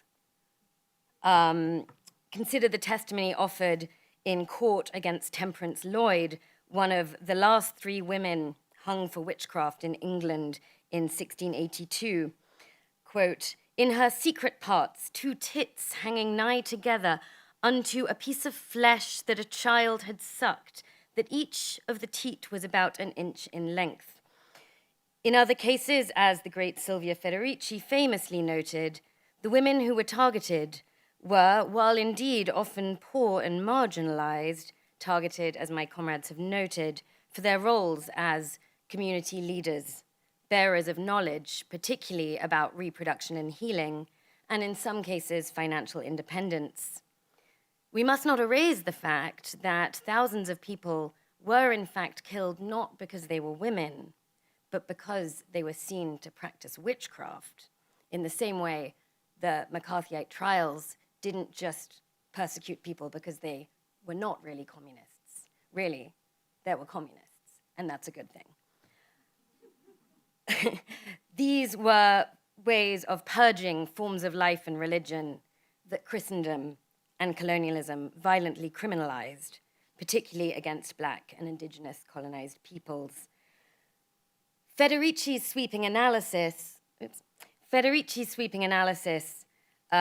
remains crucial in highlighting that the conjunctural purposes that witch hunts served as part of the social processes in the transition from feudalism to capitalism. This was not to punish women qua women, but to discipline the meaning of woman and the broader polis, to inscribe and enforce the borders of gender so as to police challenges to the nuclear family, the privatization of resources, the enclosure of land, and the enforcement of colonial rule. The point, we are told, of apologies like Sturgeon's, the points of erecting monuments to historic injustices, is to be a signal of learning against repeating. Yet, if the lesson taken from historic witch hunts is some transhistorical story of woman-hating, then we have learnt nothing of the logics of persecution, the systems of racial and class domination to which they have hewed in 500 years of global racial empire, and, crucially, the ways such processes are ontologizing. They harden social categories of what is normal and acceptable, what is legible, what is not, what forms of life are to be defended, and which are to be purged. What is so risible today, then, is when, in the name of feminism, we see anti-trans voices, J.K. Rowling, Kathleen Stock, Helen Joyce, to name a few, frame themselves as victims of witch hunts carried out by gender ideologues, they say, these women so obsessed with gender. They are not, as they might like to believe, the granddaughters of the witches that they could not burn. Rather, they sit in the legacy of the witch hunters and accusers, more than half of whom were women.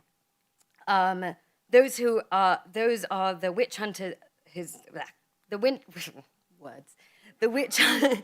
witch hunters who attempt through brutal processes of criminalization, social exclusion, and the like, to fix hard borders around the category woman, where indeed no such hard boundaries exist, not in science, not in daily life, not in the meaning of our words, which are in their use. It is the transphobes who do the witch hunting work to uphold the binary sex-gender regime foundational to capitalist society's division of labor, inheritance systems, and patriarchal family structure. The right-wing obsession in hearings and the like to demand that their opponents define woman, and that the only definition that they will accept is a closed circular definition, one that will insistently exclude trans women, and they even struggle to do that, recalls the most parodic versions of tautological witch trial logic. She's a witch because she consorts with the devil, and we know she consorts with the devil because she witches. You'll notice how much work it takes, hundreds and hundreds of well-funded, astroturfed by think tank model Republican bills, vast propaganda campaigns constant policing of public life, book bans, violatory sex testing that still does not draw the hard lines in biology that today's witch hunters would like. And more, the consequences are dire. Life-saving healthcare is removed. Women, both trans and cis, particularly women of color, are attacked and harassed in the street by extremists obsessed with identifying and eradicating anyone they feel should not count as woman. But it would also be a mistake if we are to understand witch hunt as part of a historical process, shoring up hegemony, to simply say only trans and gender non-conforming people are the witches of today.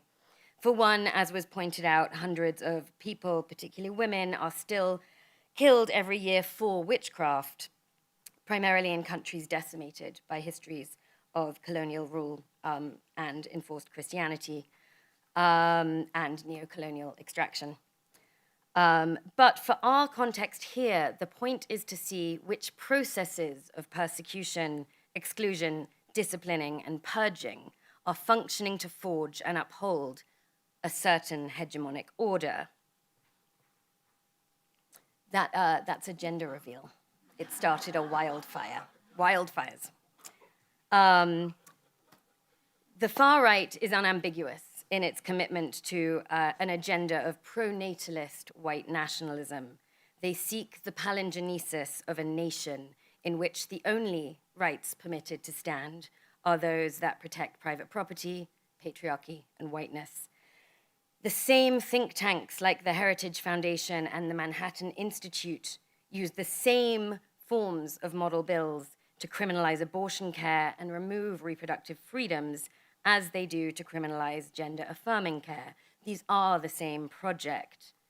And it is a project of austerity, continuous, I should add, with liberal capitalism. It ensures the withdrawal of resources from poor people, particularly poor Black, Indigenous, and other communities of color. It is a project of racialized criminalization and totalitarian border rule, persecution and repression in service of enforcing a dominant reproductive and productive order. In short, it is a thoroughgoing order of who gets to live in and reproduce the world as they see fit. Now, liberals might gasp at Trump and his loyalists' authoritarian excesses, but this too is to imagine the torturing and burning of witches outside of its context as some sort of aberration. The mainstream so-called opposition to the far right, establishment Democrats, centrist media organs, even some leftists, have again and again affirmed the manufactured insecurities fueling fascist rule. I can only run through these quickly now, but I don't mean to compound so much in one. So we go from capitalist austerity logics, myths of a migration crisis facing a superpower with ample, albeit hoarded, resources. Note, there is no migration crisis for the wealthy states to which people migrate. The criminalization of Blackness and poverty, the notion that there could somehow be too many trans children and that transness is a site of peril, that abortions should be, to quote the Clintons, rare rather than a public good. And it must be stressed, the intolerable backing of Israel's genocide and the neo-McCarthyite witch hunts against Palestinian solidarity. The shape of our contemporary witch hunts makes all too clear that there is all too much agreement from the liberal center to the far right about who the beneficiary of the planet's climate-imperiled future is permitted to be and who can be killed and exposed. Our task as feminists and leftists and those who witch identify, I suppose, is to reject a siloing that imagines these struggles as separate rather than united in opposition to a necropolitical order. It is morally incumbent on me to end with Palestine here, because what more could prove a total failure of historic reckoning with the logics of witch hunts than a US Western-backed, live-streamed genocide carried out and endowed with the excuse of defense. Defense of a nuclear ethno-state, defense of allegedly in defense of Jewish people like myself, or the defense, as some hawks now say, civilization. And the fact that it is those who speak out against genocide and against a 77-year Nakba who face unprecedented repression speaks to the ongoing machinations of state-sanctioned witch hunts. As follows the hegemony-enforcing logic of witch hunts, what is being targeted is not only a political position, but a body of knowledge and history, and a challenge to hegemonic narratives. Palestinian speech disrupts the redemptive myths of the post-war international order and exposes the realities of settler colonialism.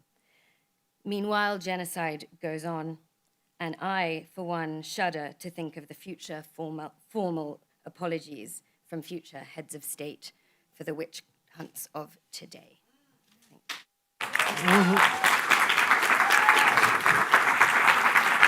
Thank you, Cash.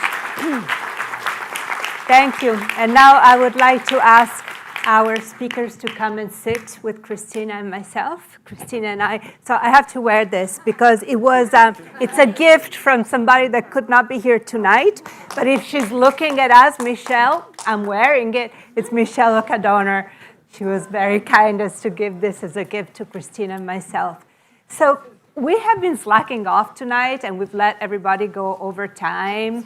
It was just like so good, and you know what? It was the right time to do it. Not only because we had great speakers, because this theme is so important, but also because it's Christina's last salon here. Yeah, I know. Please tell me about it. So I wanted to let you know. I know exactly. Yeah.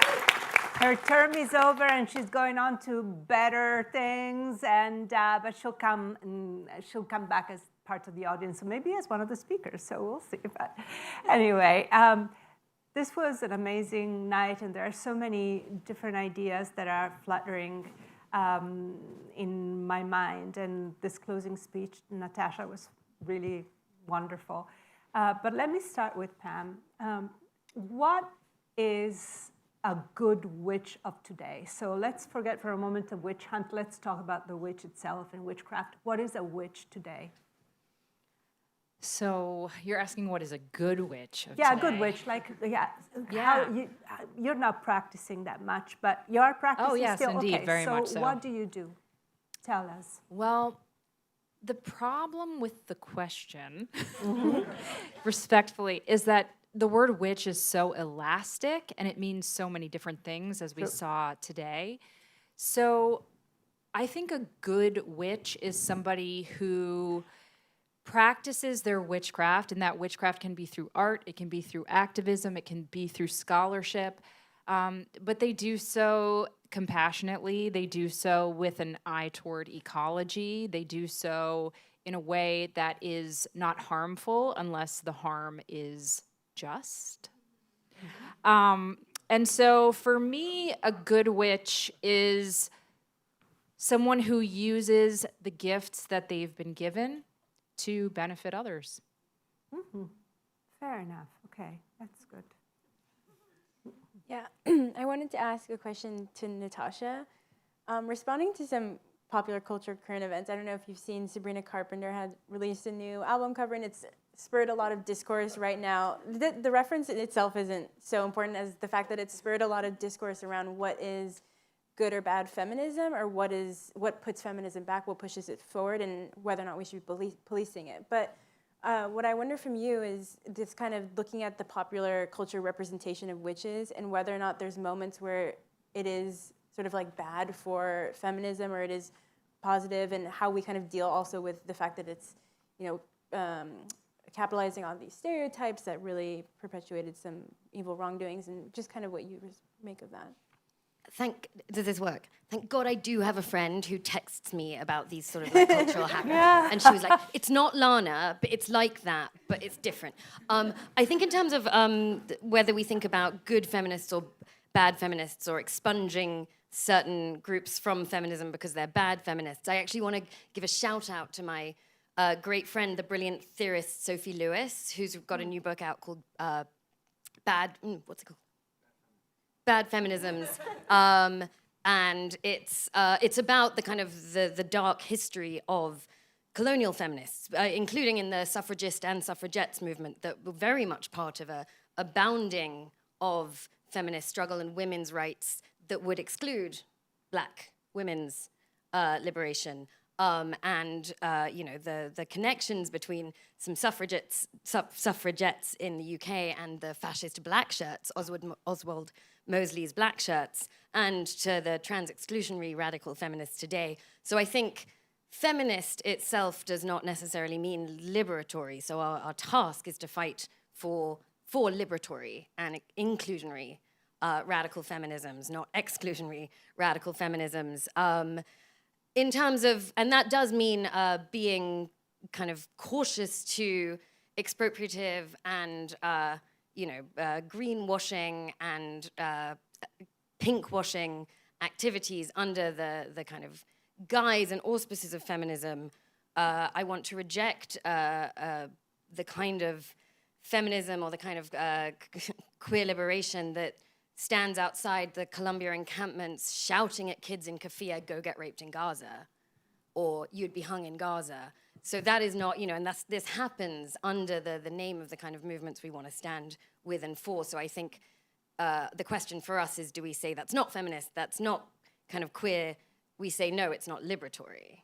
And I don't know how. If Sabrina Carpenter agrees, then she can join. She's a cutie.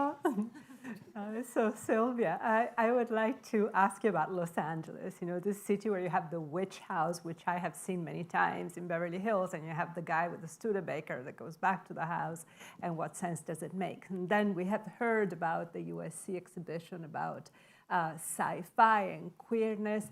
It seems to be like a very special ecosystem in Los Angeles in which there are all these different dichotomies. But I wanted to ask you, what did you feel when you heard about that particular moment in the 1950s and 60s where queerness and sci-fi and magic were all coming together? Have you been studying that too?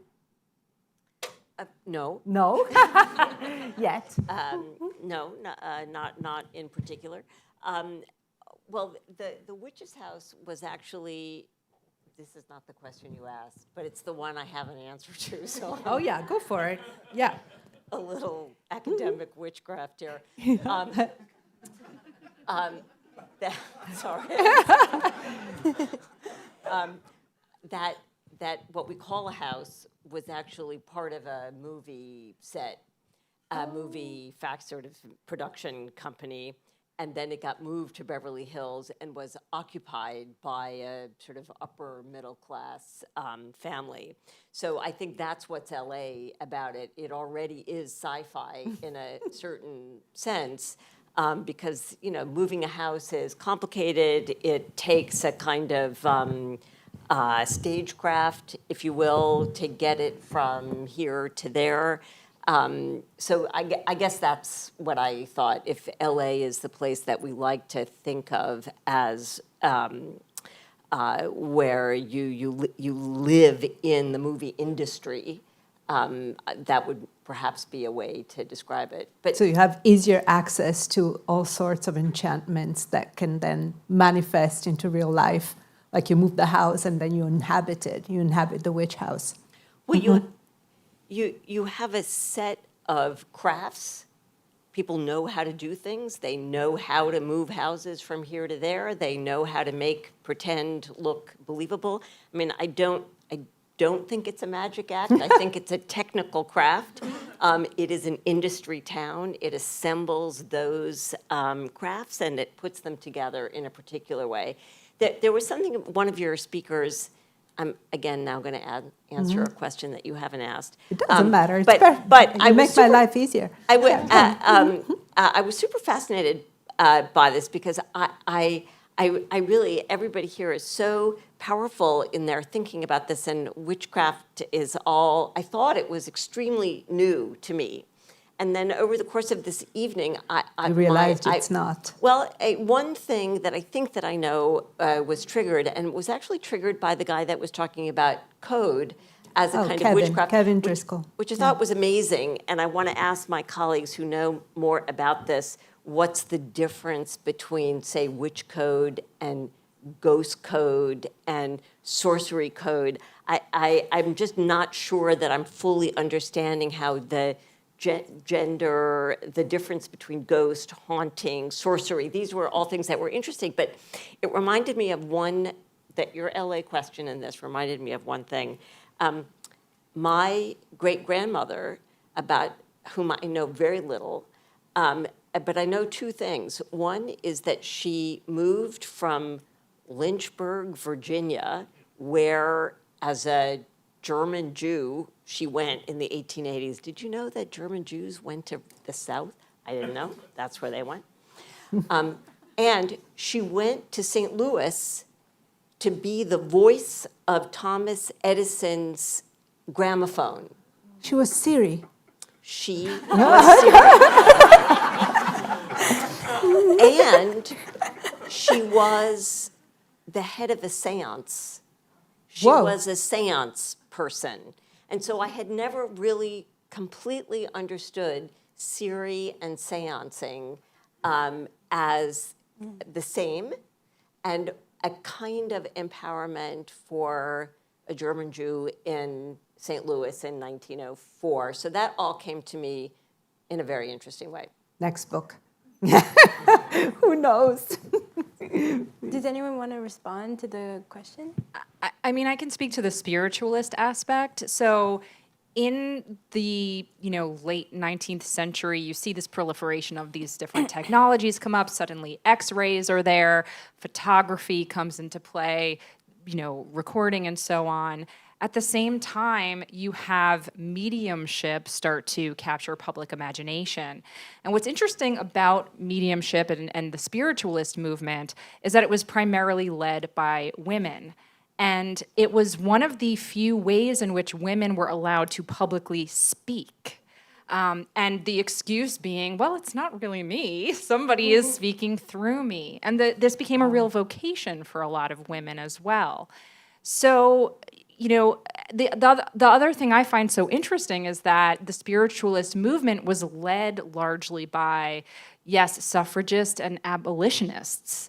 And so people who thought that the corporeal form was kind of irrelevant because we're all spirit stuff inside and therefore we're all equal. So I think these different roots are really fascinating when we contemplate witches and we think about things like liberation and so on. So, of course, Saya, I have a question for you, but since we only have 10 minutes left, does anybody have a question for Saya, though? For Saya? No? Okay, then I'm going to ask the question, and then I'll get to you, Alphonse. Yeah, absolutely. So I wanted to ask Saya, this empathic universe is manifested also through a certain type of clothing, colors, and forms. Who and what inspired these forms? I was thinking of when you went to Brazil, there's a lot of candomblé there also. And so I was wondering if it happened before or after. So I think every body of work actually has a different set of things that are inspiring it. A lot of the work has been made for various museums and institutions. And generally what I'm doing is I'm actually specifically responding to these kind of European colonial collections and trying to construct basically an antidote to what we're seeing generally. That's great. Yeah. And so, yes, the first garment costumes that you see are very heavily indebted to Yoruba ancestral worship garments that I began to be exposed to when I was in northeastern Brazil, studying specifically the performance traditions of the descendants of enslaved Africans, indigenous people that were basically composited with like colonial Catholic religious traditions. And so you kind of see that begin there. But each project takes on a new logic in response to a different I like space. this idea of the antidote, because it's also, there's an alchemy to that I find is very much in our theme. So thank you. All right, Alphonse. Wait, I have... Do I need to use a mic? Well, I think so. Let me see if I have mics there. Uh-oh. Well, I'll give you the mic. Sorry, normally we have runners. Thank you so much for being here today, and of course to Paola and Christina for so beautifully stirring the cauldron. I originally had a question about the supply chain of witchery, but then after Natasha's absolutely brilliant presentation as with everyone's, I have a question directed for both Natasha and Pam.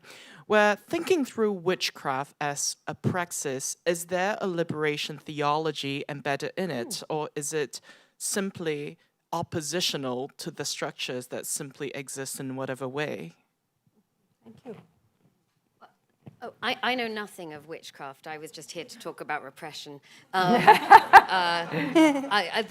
sort of conjurings I love to see are in the streets in LA and blocking ice trucks from moving, but you can speak to the actual other sorceries, the multifarious sorceries. Sure. You know, I really enjoyed the call out at the beginning when you talked about magic as being in opposition to whatever the sort of forces that are in power are. And so to me, I think witchcraft, magic, these are all terms that I'm in love with, even as they're deeply problematic and complicated because they are slippery and they shift depending on the context, right? And so when we're talking about witchcraft, for me, witchcraft is a means by which someone can work with immaterial forces to manifest a material change in the world. So it's a neutral thing like electricity. You can use electricity to electrocute someone or to power the lights, right? And so for me, witchcraft, it really depends on how it's deployed. And to get back to the first question, hopefully that's deployed with a lot of care. There's a question there. Sorry, can I borrow that? I think we have mics. Oh, there is somebody with a mic. Okay, thank you. All right, so over here. Thank you. I was curious what your ideas of relation are between witchcraft and containment, contagion, and virality. Especially like, I know we've talked about the context of ideology like McCarthyism and these days like in what's going on in universities. And also I was thinking like in the past with medicine, like things like quarantine, COVID, Ebola. Who wants to take this? I think it is probably either for Pam, maybe? Yeah. you're our resident expert. Just so I make sure I'm understanding the question, so you're asking for the correlation between witchcraft and other, are you speaking metaphorically and other? Literally and metaphorically. And I mean like witchcraft and also witch hunts. Okay, I think this could be a whole nother evening of conversation. So let me just tell you what's coming to my mind. I was an anthropology undergraduate, and there's a wonderful anthropologist named Mary Douglas, and she talks about the idea of pollution or dirt as being matter out of place. And she writes about all of these different rituals wherein the fluids that emit from the margins of our bodies, and that also includes hair we leave, nails, clippings. These are often forms that are considered very dangerous and charged with power. And so what your question makes me think of is this idea of spellcraft as being a way in which we try to make sense of invisible things that can harm us. So it is both a metaphor, or if you're a practitioner, you might believe that literally these things have power. I was also raised Jewish. Sometimes I say I'm Jewitch, which is true. And the original notion of demons, for example, there was a famous demon of the privy. This is a demon that a lot of rabbis were afraid of because they thought it would get you when you were going to the bathroom. But in fact, a lot of people think that actually this was just an early conception of virality and microbes and so on. So I think there's a lot of different ways to unpack your question, but that's what it's making me think of. I hope that's helpful.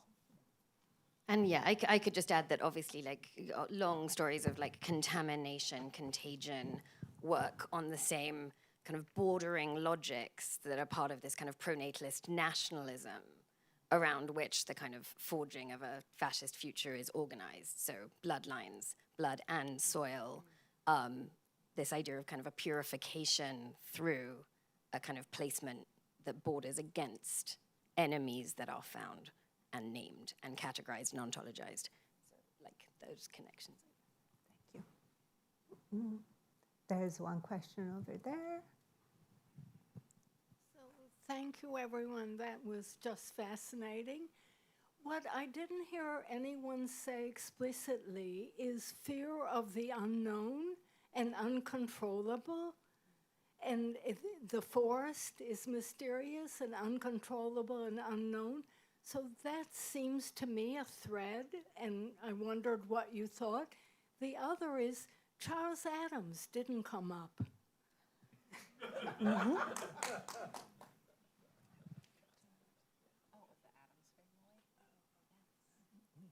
You want to take it, Saya? No. Forest. Well, I think the history of modernity is a history of forcing the forest into a state of being known. That's part of the problem. I mean, that's what modern forestry is. The way we grow trees now, the way we reforest today actually has none of the qualities of forestry that would be related to the history of witch inhabitation. So I think that we could say that the forests have been fully domesticated.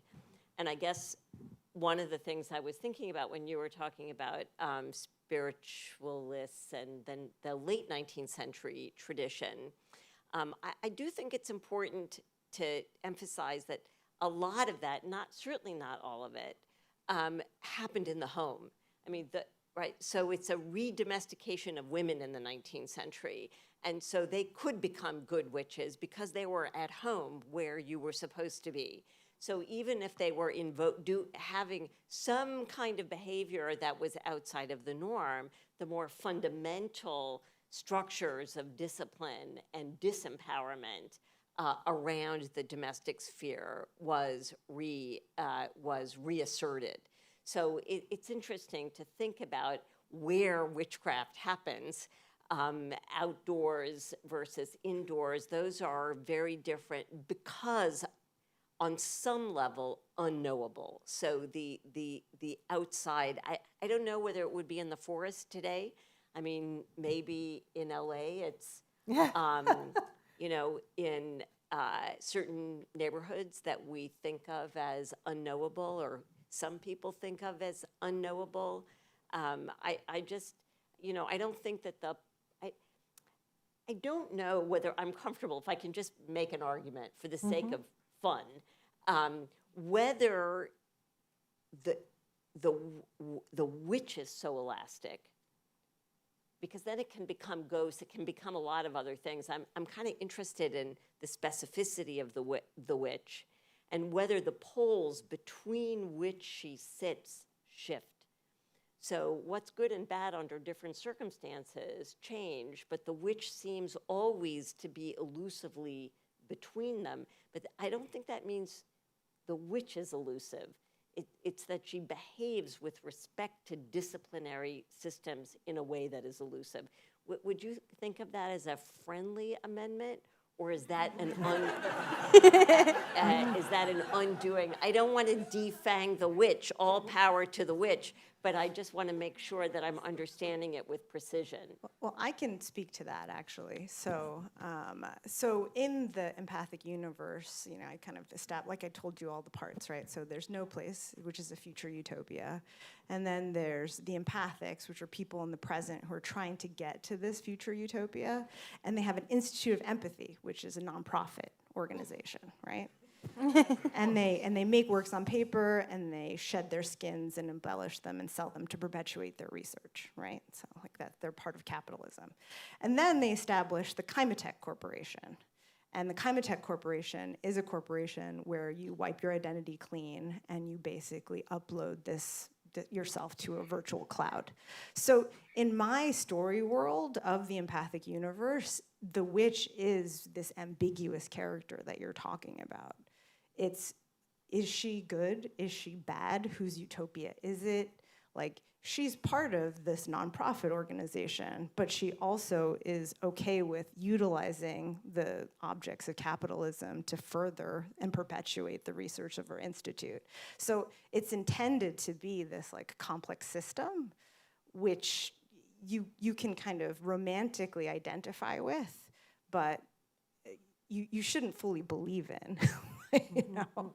So I'm with you on your journey to specify how your witch operates, because mine does operate that way. You know, the truth is that, to go back to what Silvia Federici was saying, witches are also defined by the kind of limits that are imposed onto them by the establishment. So I'm always touched by that statement that something that was absolutely normal and accepted all of a sudden gets turned into unacceptable irrationally and something to be chastised and cast away for.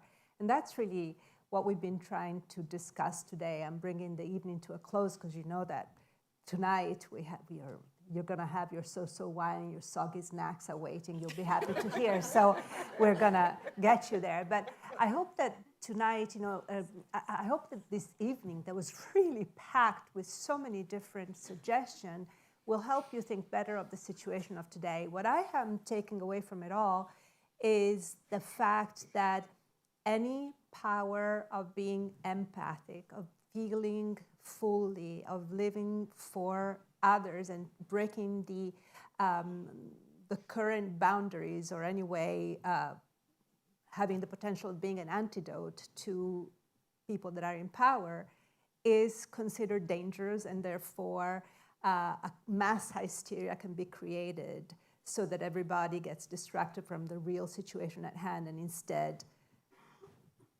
operates a witch hunt against not necessarily the right people. I don't know, I was trying to put it all together because that's why we wanted to have this salon, besides our love for witches, which is shared by everyone, but also to understand better the situation of today. So I want to thank you for being an amazing, amazing panel. And I want to thank you for being an amazing public, and I want to thank Christina for 2 great years.